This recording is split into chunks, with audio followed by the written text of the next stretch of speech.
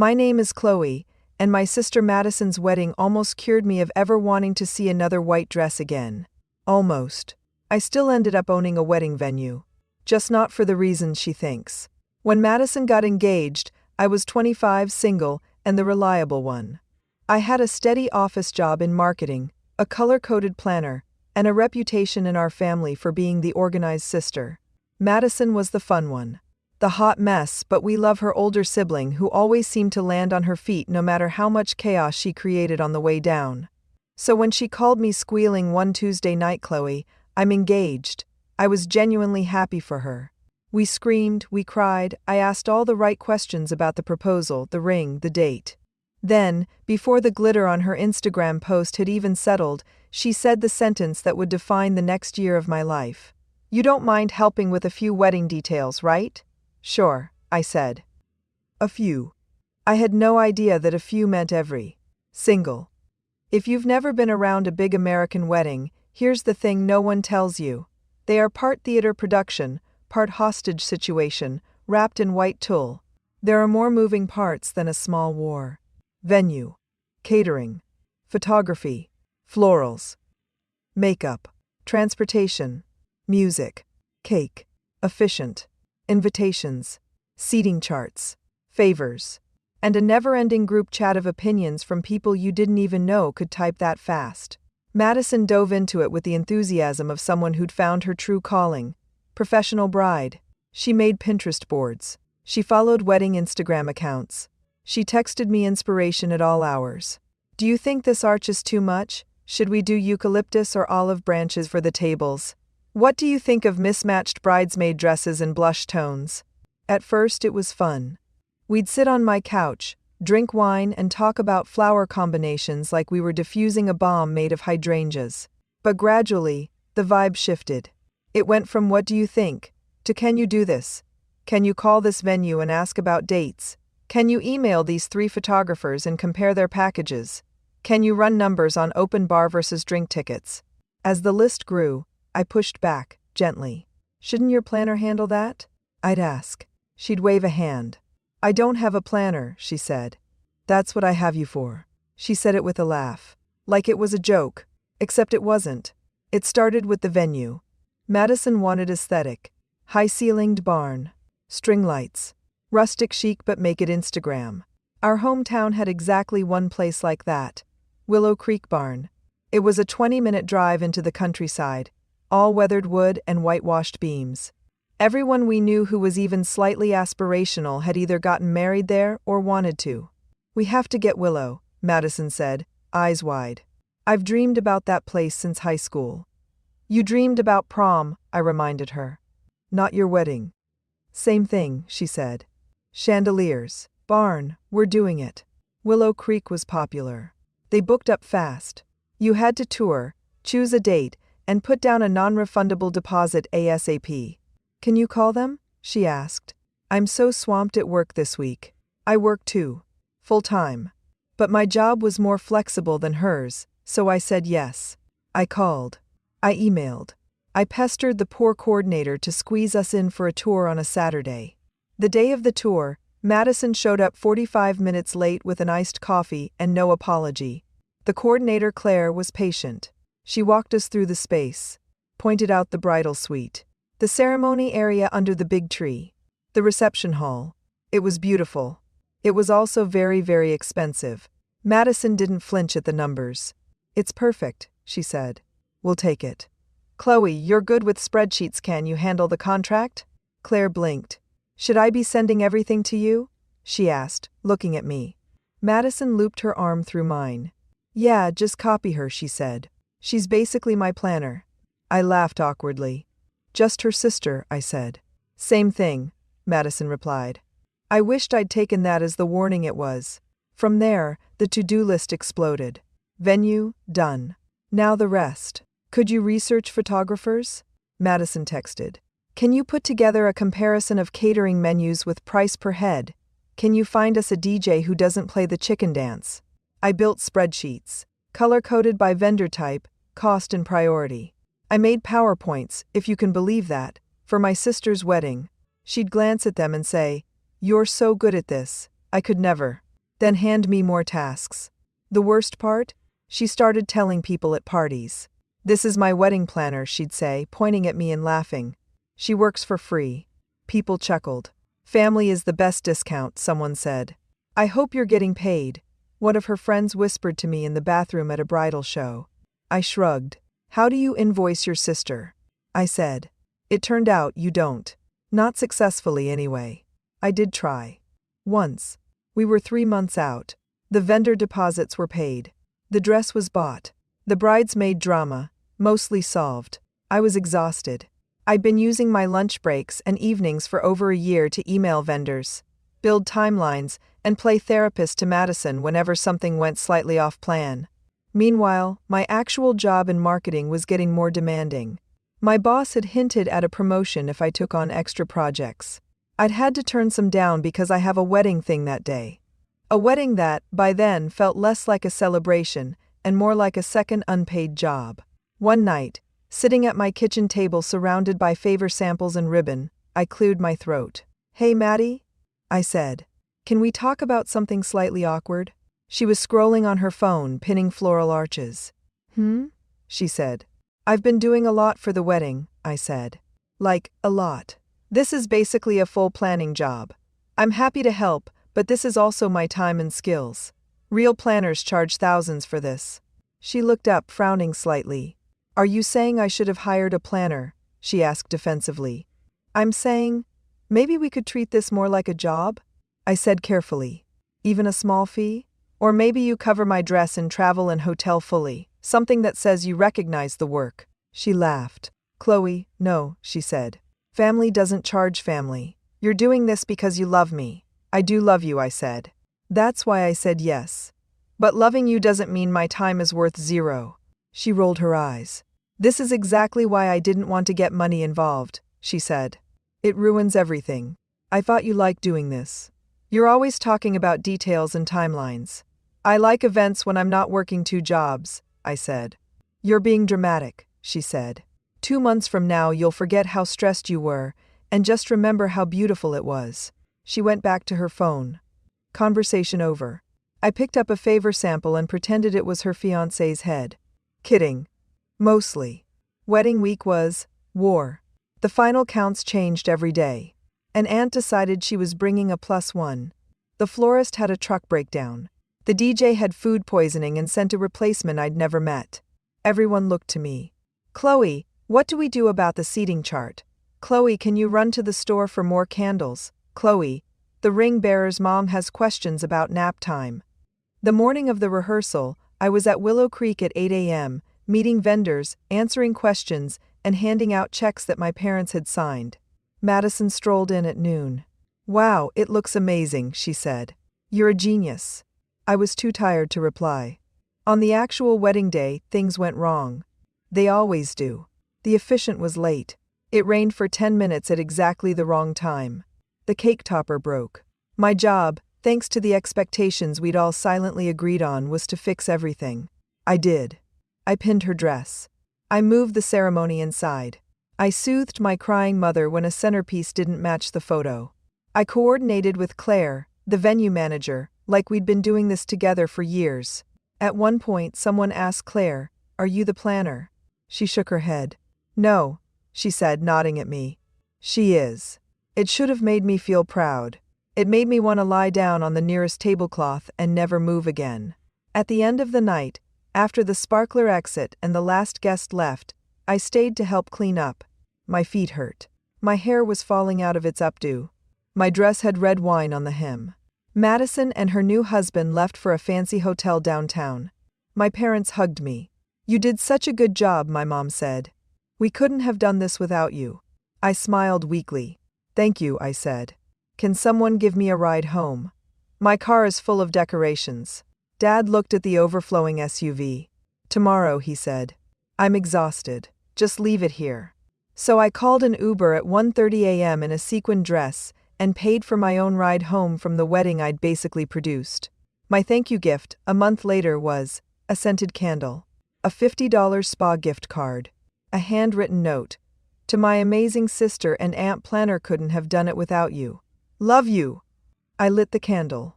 It smelled like burned eucalyptus and resentment. I didn't talk to Madison much for a while after that. I was burnt out. Literally. I caught a nasty cold the week after the wedding. My boss at work said I looked about 3/4 dead. "You need a vacation," he said. I couldn't afford one. Instead, I slept. A lot. I realized, in those quiet days, that something fundamental had shifted. It wasn't just that she'd taken advantage of me. It was that she genuinely didn't see it as taking advantage. In her mind, sisters just did that. My time didn't exist as its own thing. It was an extension of her to-do list. I decided that was never happening again. Not for her. Not for anyone. If I ever did wedding work again, I told myself, it would be on my terms, with a contract and a check. Funny enough, that wedding is also what pushed me into my eventual career. The Willow Creek manager, Claire, had noticed my spreadsheets, my schedules, the way I coordinated vendors even when I technically wasn't supposed to be in charge. "You're good at this," she said during one of our walkthroughs. "Ever thought about doing events professionally?" "I already do," I said. "Just don't get paid for it." She laughed. "You should," she said. "We're always looking for reliable day of coordinators. People who can herd cats with a smile. If you ever want extra work, call me." After Madison's wedding, I did. At first, it was a side hustle. 1 or 2 weddings a month, helping other couples at Willow Creek with timelines, decor, and logistics. This time, I had contracts. I sent invoices. I got paid.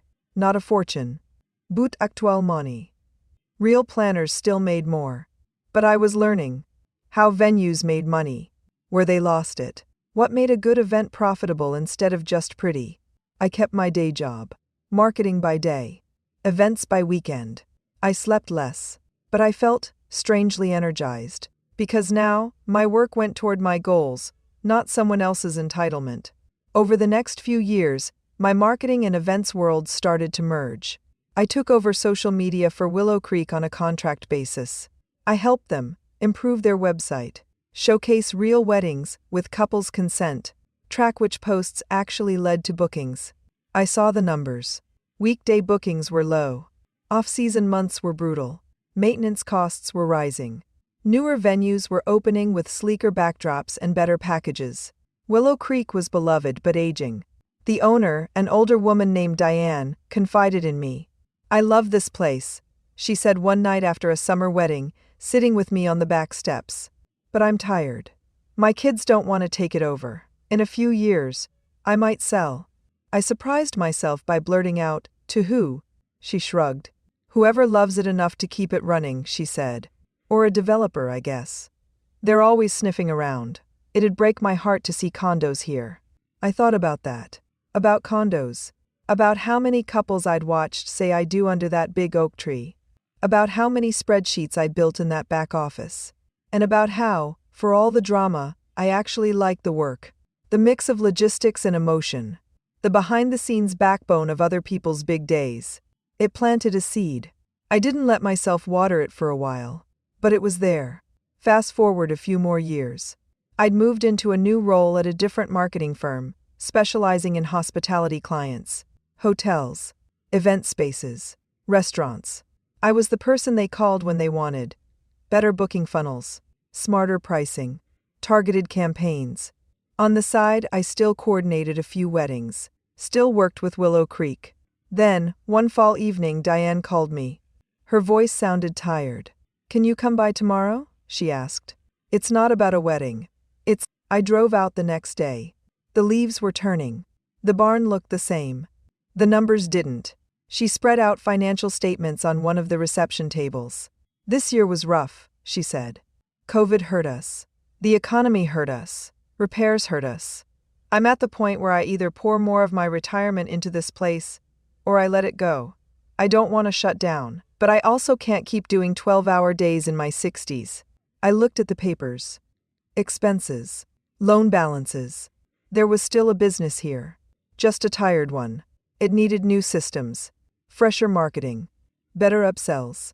And, bluntly, someone willing to hustle who wasn't also trying to retire. Diane watched my face. "You're doing that numbers look," she said.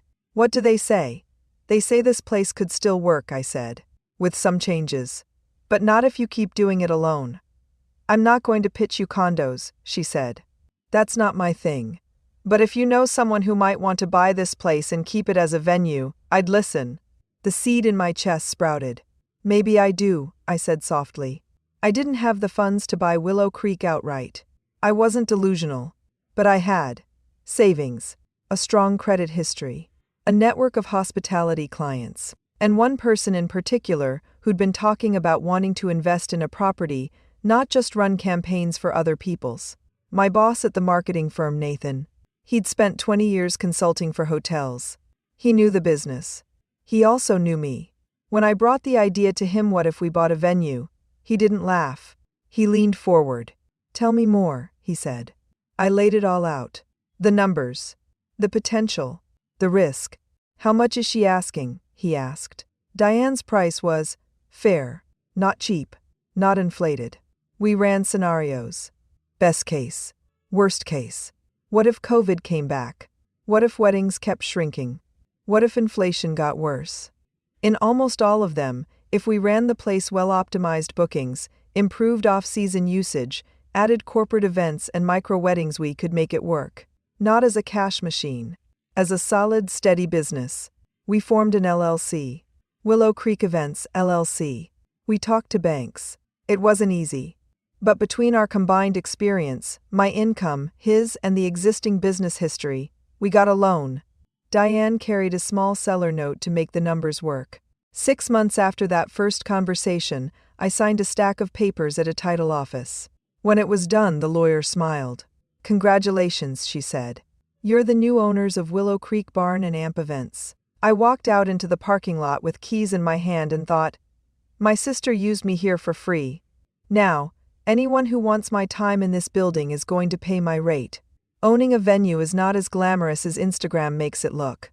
It's soggy napkins at 1 a.m. power outages you have to solve in a tuxedo. Drunk uncles trying to help. It's also watching nervous couples relax when they realize someone competent is in charge. Training staff well and watching them shine. Seeing spaces you know like the back of your hand transform every weekend. Nathan focused on big-picture finances and vendor relationships. I ran operations and marketing.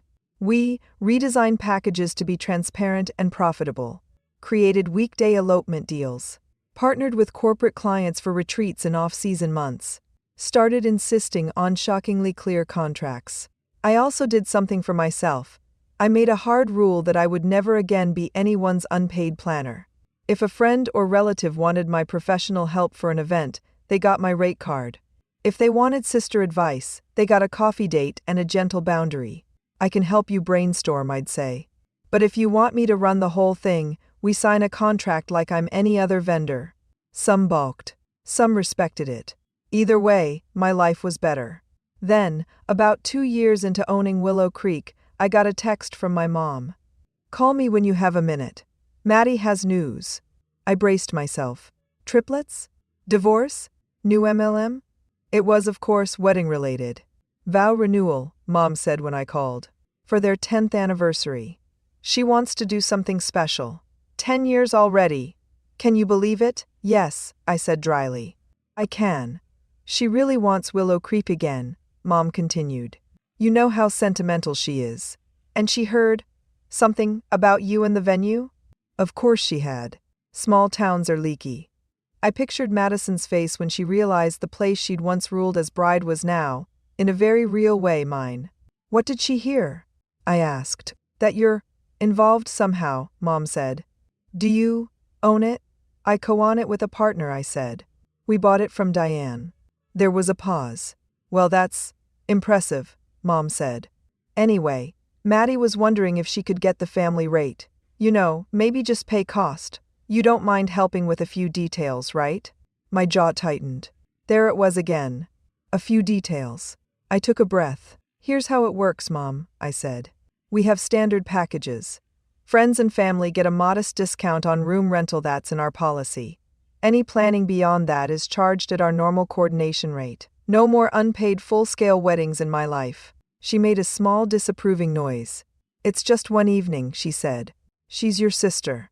It's my business, I said. And my time. She must have heard the steel in my voice, because she backed off. I'll tell her to call you, she said. Better to email the event's address, I said. We keep everything documented.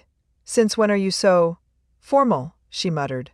Since the last time I wasn't, I replied. A week later, Madison emailed. To the generic events@willowcreekbarn.com, she didn't address me by name, which told me she wanted to keep it professional. I appreciated that. She described the event, 100 guests, ceremony and reception, vow renewal, Friday night in June. It was a good piece of business. I checked the calendar. We had that date open. Our standard rental fee for a Friday in peak season was not cheap. Our friends and family policy, which Nathan and I had agreed on long ago for our own sanity, said up to 20% discount on venue rental for immediate family.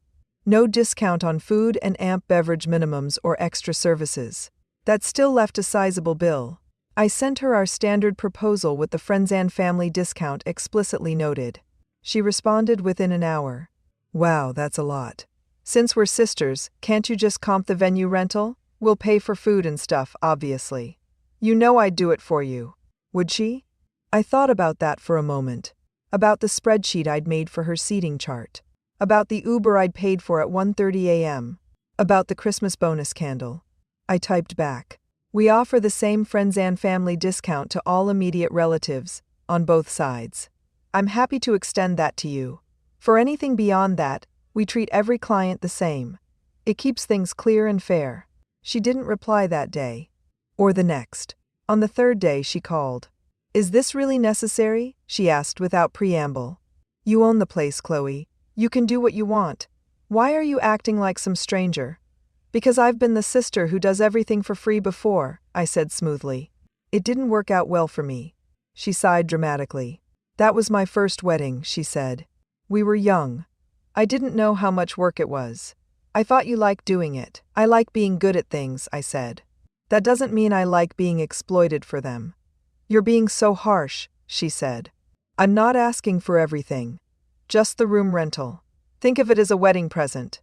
My wedding present, I said, is the friends and family rate. It's more generous than what most venues offer. If that doesn't work for your budget, I completely understand if you choose another place. Silence. Then, in a smaller voice, she asked, Do you hate me? I closed my eyes. I thought about answering honestly. About saying, sometimes. Instead, I said, I don't hate you. I'm just not willing to pretend the past didn't happen. I learned from it. This is me applying that lesson. She exhaled, frustrated. Fine, she said. Send the contract. We'll make it work. On the day of the vow renewal, I was at Willow Creek, but not as my sister's planner. As the venue owner. We had a day of coordinator on staff, Lila, who was good at her job. She ran the event. She checked the timeline. She handled the florist, the DJ, the late aunt. I checked in on operational things. Generator. Kitchen. Staff breaks. I also stayed out of the bridal suite. That was Madison's world for the day.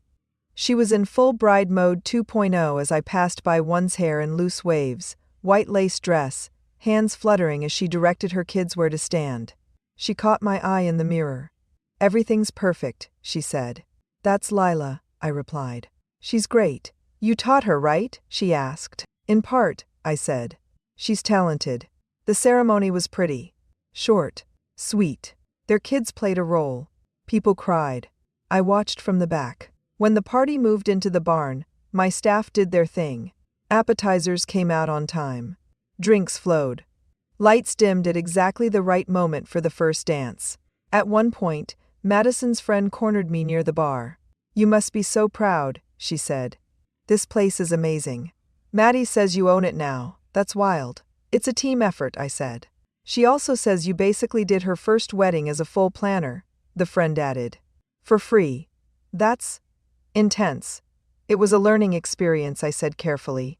She laughed. I bet, she said. At least now you're the one getting paid. Exactly, I thought. Near the end of the night, after the last slow song and before the cleanup frenzy, Madison found me standing under the big oak tree, catching a rare quiet moment. Hey, she said, a little breathless from dancing. Thank you, for tonight, for everything. Even, for the invoice. I raised an eyebrow. The invoice? I asked. She shrugged. If you'd just given it to me for free, she said, I think I would have expected you to help with every little thing again. Nagged you, dragged you into details. This way? It was clear. We signed a contract. We paid. Lila was in charge. You got to be a guest. Sort of. I agreed. She looked around. You did good, she said. With this place. Diane would be proud. Thanks, I said. She hesitated. I was with the first wedding. I know that now. I don't expect you to forget it. I just hope someday, when you get married, you'll let me help. Fairly. With a real budget and a real planner if you want one. I smiled, just a little. We'll cross that bridge when there's a ring involved, I said. Deal, she said. We stood in silence for a moment, listening to the muffled thump of music through the barn walls. You really don't do this for free anymore, huh? She asked. Nope, I said. Not even for you. She laughed. Good, she said. It's about time. Here's the thing about revenge stories. We love the big, flashy payback. The Hollywood moment. The public call out. Me, taking the microphone and announcing to the whole barn that I was the unpaid planner who'd built her first wedding. It would have been dramatic. It also would have made me look small. Owning the venue wasn't about rubbing it in her face. It was about finally putting my skills in a place where they were valued. By clients. By contracts. By myself. The real revenge, the quiet kind that actually lasts, happened in a few key moments. In the email where I sent my sister the same rate sheet every other bride gets. In the phone call where I didn't cave when she asked for just a little more because we were family. In the choice to let my staff handle her event instead of slipping back into unpaid mode. It also happened every time I sent an invoice and got paid without someone telling me I was ruining family by asking for money. Would it have been satisfying for a second to slam the door in Madison's face when she asked about the venue? Maybe. But then we both would have lost. She would have lost a meaningful place. I would have lost good business. And I would have stayed stuck in the old story where everything between us was about who owed who. This way, we wrote a new one. She paid. I delivered. We were, for the first time around a wedding, on equal footing. If you've ever been used as the helpful sibling, you know how rare and how priceless that is. So yes, my sister used me as her unpaid wedding planner. Yes, it hurt. Yes, it took years to untangle the resentment. But those same years gave me something she never meant to. A front-row education in how events and venues really work. I turned that into a business. Into ownership. Into boundaries. And when she came knocking again, I didn't slam the door. I just opened it with a contract in hand. Thank you for listening to my story.